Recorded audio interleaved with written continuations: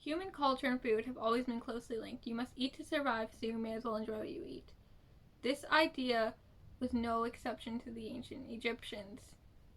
However, not everyone ate the same things in ancient Egypt, not because of a lack of want, but rather a lack of wealth.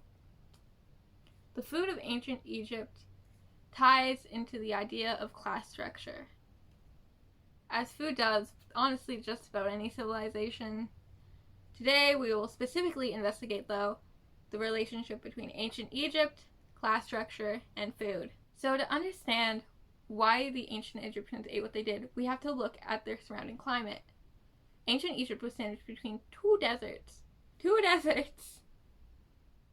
So this might come as a shock to you, but ancient Egypt was really dry and hot. Crazy, I know.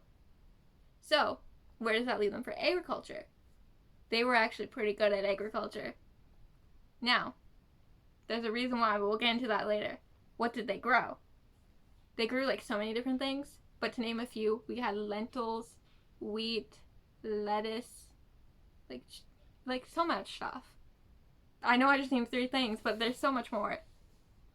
And they would get more stuff through trade. So things like apples, pomegranates, carob, which if you don't know what that is, I didn't either, but it's basically like a pod that, like, think like, I guess, snap pea bean type of deal. Not really, but I don't know. And it tastes like chocolate, I guess, from what I've heard. I personally don't know what it tastes like. Obviously, I didn't know what it was, but that's what I've heard. Don't like quote me on that. It might not be true. Like, you know how like people are sometimes like, yeah, this tastes exactly like chicken. No. I don't know. Anyways, that's not like at all relevant. It's just fun to mention, I guess. No, not necessarily fun, just interesting. So, anyways, what made them able to farm so well? The Nile. Yeah. So, the Nile is a river. Obviously. I mean, well, not obviously. You never know. I don't know who you are. You could be like 6 years old. I highly doubt it. This is like for a class project. I highly doubt anyone's actually seeing this. But I don't know you. You might not know what the Nile is. So, the Nile. It floods every year. And you might be thinking, but a flood, that's bad.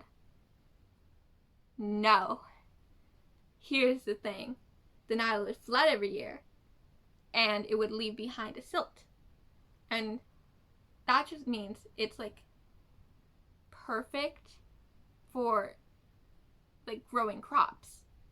Like it's fertile soil, which helps grow crops, as I just said. So, the Nile was also an irrigation system for them. It was like everything they needed. It had the soil, it had the water. All it needed was the crops. Easy enough. So, they would grow their crops, and it was great. And that's why, if they did not have the Nile, they wouldn't have been able to achieve like the agricultural intensification that they did, that made growing crops like so like much more, I wouldn't say easier, but it definitely helped. Now, another important factor between the correlation between food and class structure is obviously the class structure. Now, class structures do like vary based on civilizations, on what like the different tiers are. So I'm gonna go through the different tiers of ancient civilization, like for Egypt specifically. Did I like that did not make sense, but we're going with it. Ancient Egyptian civilization tiers. So, at the very top, we had the pharaoh or the king. Same thing. Now, the pharaoh owned like all the land and people and everything relating to ancient Egypt. So, obviously he's going to be the richest. Makes sense. Next, under him, we had the government officials. So people that worked directly for the pharaoh and like helped with other tasks. Think like the vizier, if you know what that is. Basically just like the helper man. Think like help see projects and whatnot. Yeah. And then, so we got 2 tiers so far. Top 2. And next we have a third one. There's 6, by the way. So, in the 3rd tier, there are nobles and priests. I feel like that one's kind of self-explanatory. You know, religion was a big part of ancient Egyptian culture, so there being more importance towards them makes sense. At least to me. So, after that, we have scribes and soldiers. Scribes just, you know, write.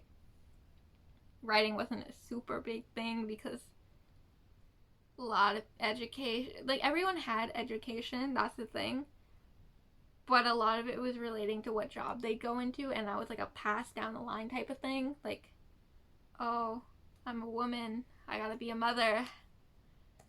Oh, I'm the son of a baker, I gotta become a baker. That kind of thing. So, from there, we got our next tier, which is our second to last, and that is the artisans and the merchants. Merchants and artisans, you know, trade was a big thing. Fortunately, not enough to get them up higher in the pyramid. Oh my god, that was so stupid. But then in the last tier, we have like just peasants and slaves. Yeah, pretty common in social structures to have that be bottom. Where you're never gonna see it anywhere higher. So that's the ancient Egyptian social structure. So it's like commonly believed that the ancient Egyptians kept a primarily vegetarian diet, which it's kind of true, but it's also not. Like,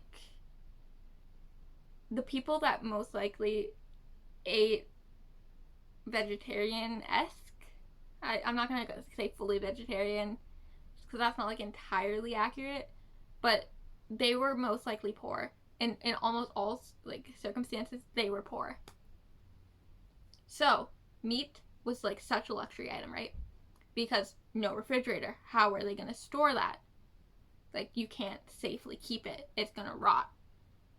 So it would be like fresh meat. That's not gonna be cheap. Like, they didn't have currency systems, but still, like, through like trade and whatnot, that's still not gonna be like a low value item.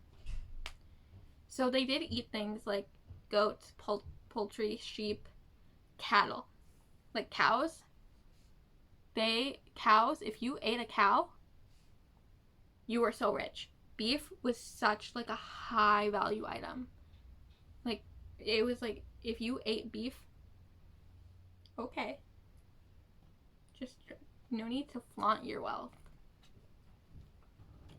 So there was also like some meats that were like exclusively reserved for certain social classes, like antelope. That was like exclusively for nobles and priests. I don't fully know why. That's just how it tends to be. Yeah. But I think it's more fair to say that the poor ate a pescatarian diet.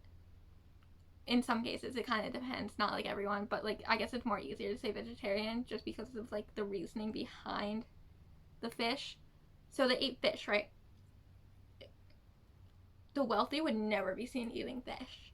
Okay, if you ate fish, you were unclean. Fish was unclean. Only the poor people eat fish. That's crazy to think about now, especially when you consider that like seafood is in most cases considered like a luxury item. Like, or like luxury food item doesn't make sense for that, but like think like lobster. Unclean. You're poor. So, also, it was so unclean to the point that like nobles were not allowed to eat it.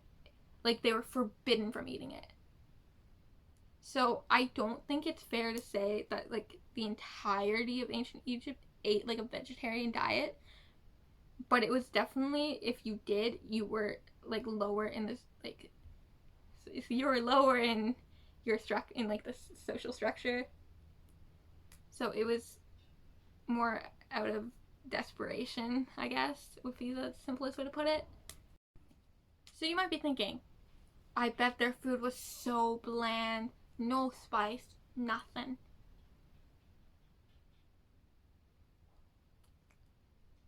I don't know.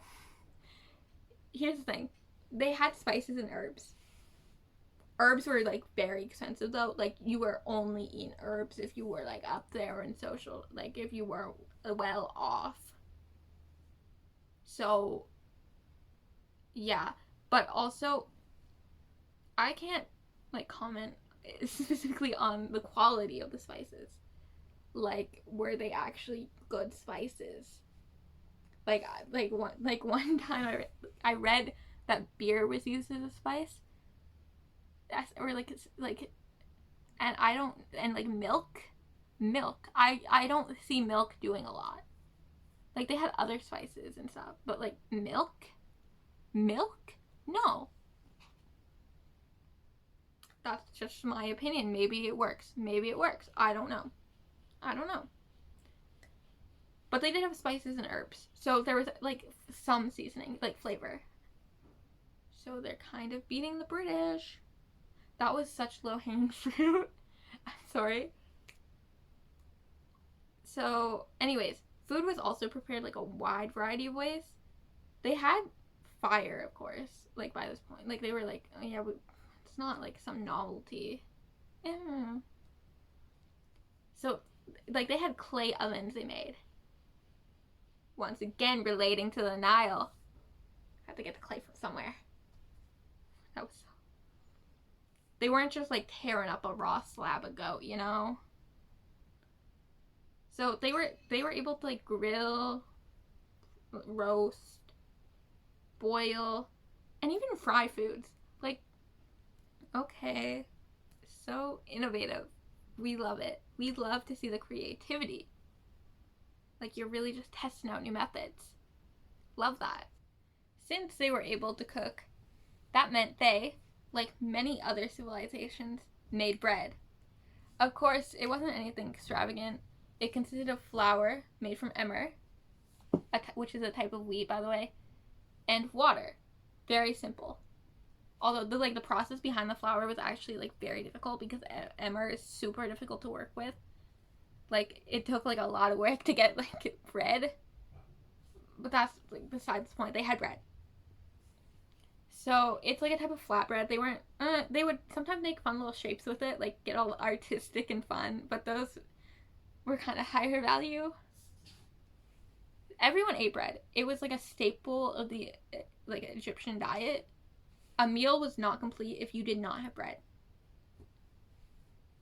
And they would sometimes add like flavorings like coriander, honey, beer. So depending on what flavorings were added, those would increase the value of the bread. And typically like the poor wouldn't be able to ever afford like that kind of loaf. They didn't have anything they could like barter for, right? So those would be like exclusively for higher ups in a sense. So even in like something like that they had in common, like that everyone ate, there was still division among like the different structures of bread. That doesn't like levels of bread. So it's just interesting, I guess, in that sense that like it's kind of prevalent everywhere in their diet of like social class. And we'll get more into that in a bit, specifically in the next section. Also, that bread, it's still made like as like in Egyptian culture today, which is it's so cool, honestly. Like it's not the same recipe, obviously. It was very like the ancient Egyptian recipe was very like bare, like super simple. So obviously it's changed from now. And even the name of the bread, which is called Aish Baladi, which I don't know if that's correctly how you say it, but roughly. And it literally translates to the bread of life. Bread giving life. You know, food is life. in a way. Like, not in like a, oh my god, hashtag food. No, ew. But like in a, you need to eat to survive type of way. Beer. So, beer was a heavily loved beverage by the ancient Egyptians. Everyone drank beer, similarly to how everyone ate bread. So, they loved their beer. Like, instead of water, they drank beer. Beer was a form of payment. Beer was their everything. Beer was seen as a gift from the gods. Like, in mythology, Osiris taught humans how to brew beer. So, ancient Egypt is often credited towards being the like inventor of beer, or like the creator of beer. This isn't entirely true, to be honest. The Mesopotamians had beer. It was just very different. Like, it was like thick, like porridge. Like, you couldn't drink it, but it's technically beer. But like, at what point is it not beer? So it's debatable. So like, but the beer that the ancient Egyptians made did change throughout like its course of history. So like earliest like recordings of beer like being made was from the Old Kingdom. Oldest kingdom. Crazy once again. Really hidden with the, really just giving you the hard hitting facts.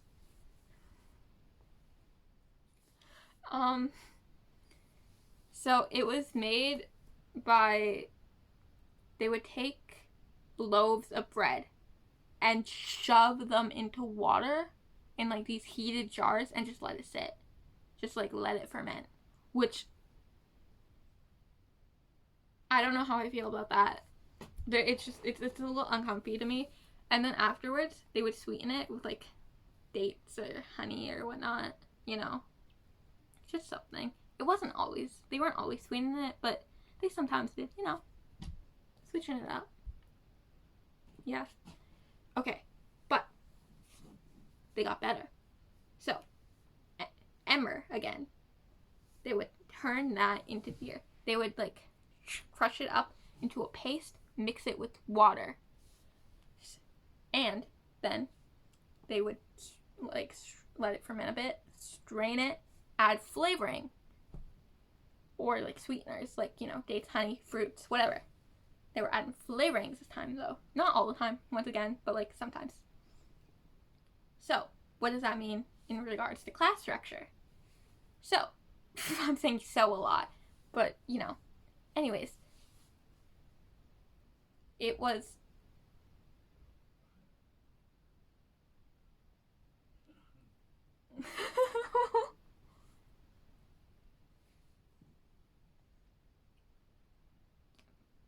okay, we're back.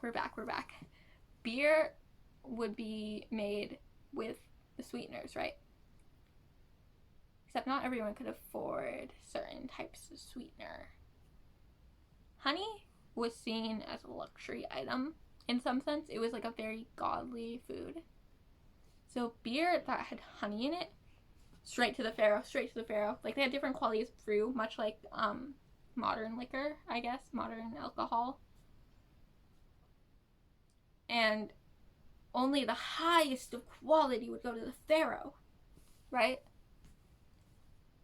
And like, so yeah, the beer in itself had like a structure of like regard to what could be afforded.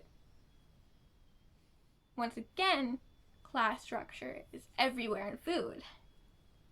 So, what does that mean?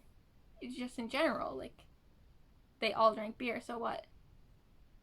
Yeah, they did. However, do you know how much beer they drank? Okay, so beer, like I said, was a form of payment. When they were building the pyramids, they would get daily beer rations. And how much do you think those rations were? Because it's an insane amount. It was 1 1/3 of a gallon. Can you imagine that? Like, you're building something. Like, something that will be, like, monumental. And you're just sipping on, like, a milk jug and a third's worth of beer throughout your day. Like I don't imagine like the alcohol content was like incredibly high, but still that's insane. Like what? But yeah, it's insane to think about. Now, with all this in mind, I think it is fair to say that the relationship between food and class structures are intertwined. Food, seen as a higher quality, is just given more value. Therefore, the poor aren't able to afford them. The wealthy eat better because they can simply afford the luxury of indulgent food. Sure, there is overlap like bread and beer, but even in those instances, there are still differences in the value of the product. In a way, food connects, but it also divides us.